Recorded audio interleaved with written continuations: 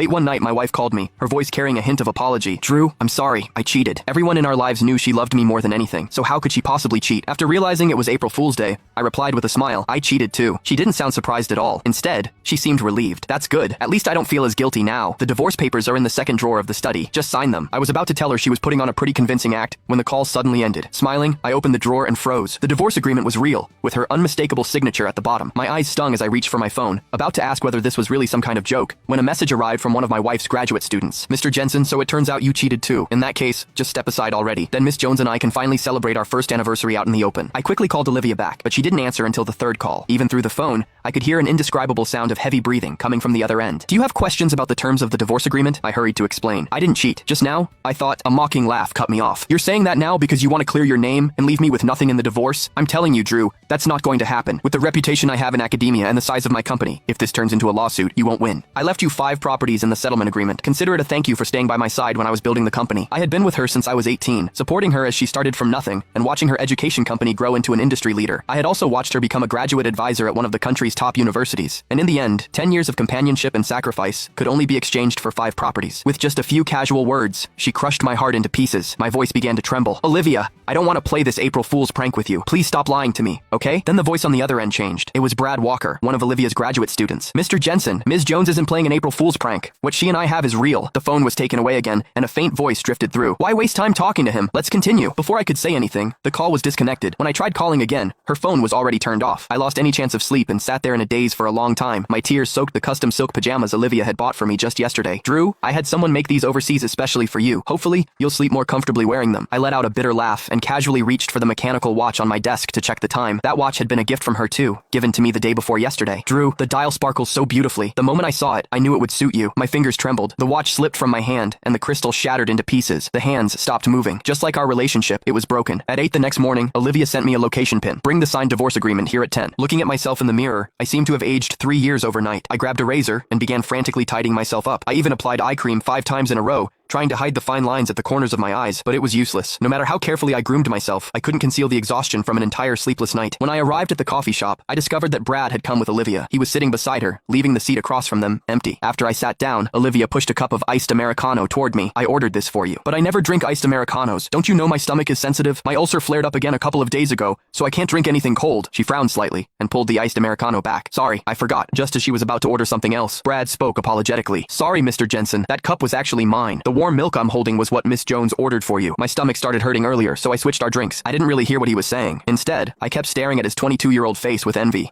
He looked so